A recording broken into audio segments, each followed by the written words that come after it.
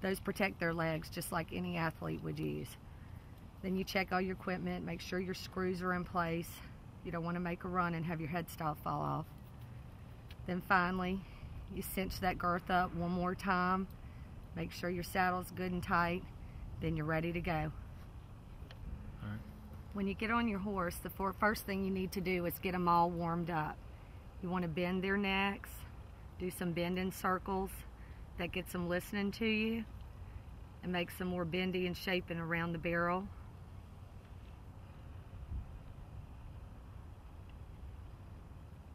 Notice how his legs cross in front. Melissa's using her legs to make him move and bending his neck at the same time.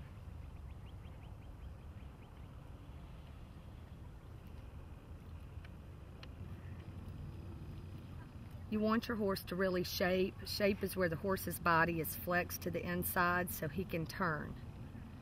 The amount of bend varies from horse to horse, depending on the horse's build and how your horse can turn the best.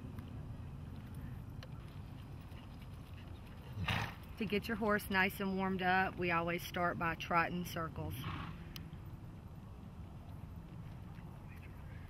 We trot all around the arena to get his legs all warmed up, to get the rider warmed up.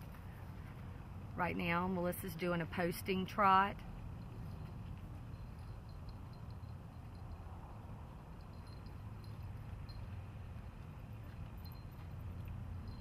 We generally go around 4 or 5 times each way.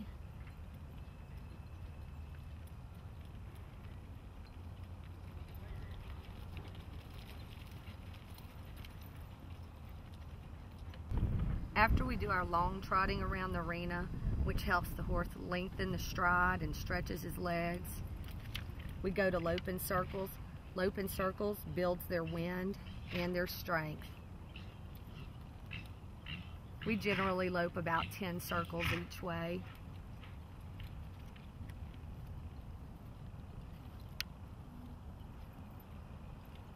We work our horses all week long, not always doing the pattern. For example, we might go to a barrel race on Saturday. Sunday they have the day off. Monday we do some light work, some walking, some long trotting in the pasture.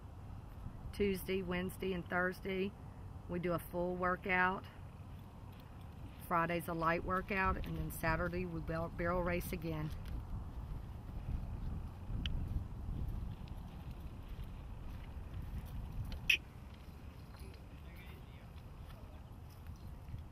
Now she's going the other way. Whatever you do on one side, you want to turn around and do the same the other way.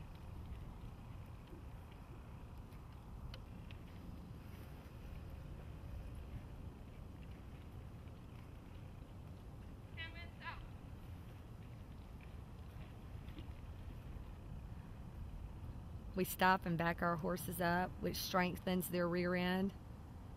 That helps them push off and be strong when they're leaving the barrels. We don't always run the pattern. The first thing we do to get our horses ready is do our slow work. We walk the pattern and put the horse in the exact position we need him to be. Slow work is the most important part of barrel racing.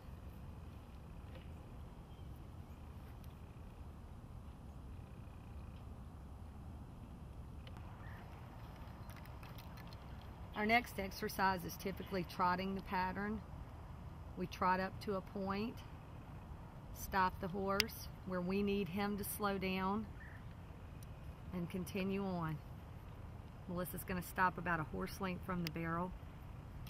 That shows Romeo where she wants him to slow down before making his turn. When she goes around the barrel, she uses her inside leg to bend him a little bit. She uses her rein to tip his nose and show him how he needs to bend. Oftentimes we go ahead and turn the third barrel and head to the fence instead of going straight out. That makes sure they complete the third barrel turn completely.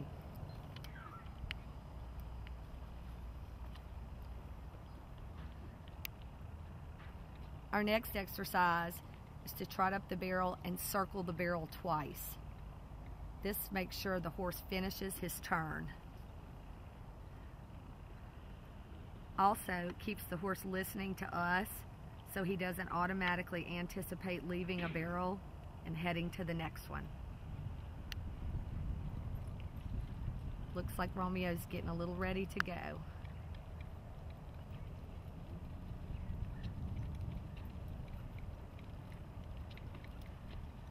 Notice how he bends his body in the turns around the barrel. Our next exercise is to just breeze through. We call it loping the pattern.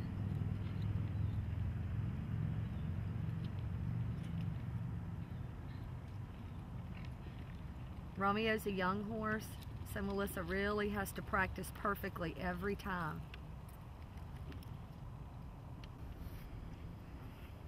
Notice how Romeo is always very calm in the gait. You want your horse to be calm and listening to you.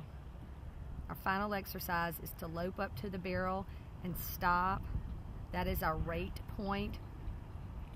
Rate is how much the horse slows down before the turn. Romeo's a big horse. Melissa has to ask him to rate, and we want him to know how to rate on his own.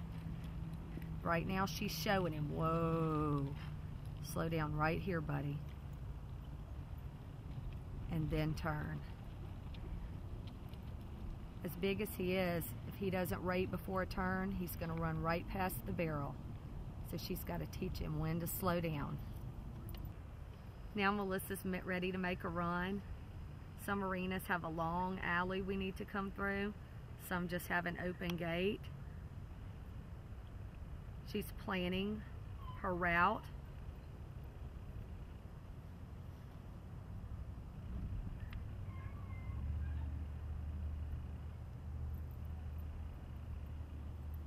Always plan your approach to the first barrel. It's a little different in every arena.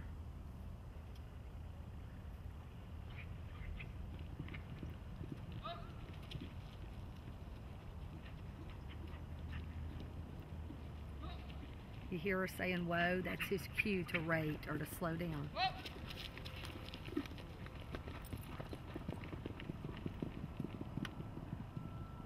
16-3. Here are the 5 things that will help your barrel racing the most. Never look at the barrel. Never look down the horse's neck. Keep on the perfect route. Stay the same distance from the barrel and hit every axis point all the way around each barrel. Keep your hands soft and guiding instead of rough and disruptive. And don't look at the next barrel until you've completely finished with the turn you're at. Some people kick on the way out, some people use a whip. The fastest way out's the best way. Romeo's breathing hard now. We need to hand walk him, pet him, show him he did a good job. Then after we cooled him down a little bit, we want to loosen his girth so he can breathe a little better.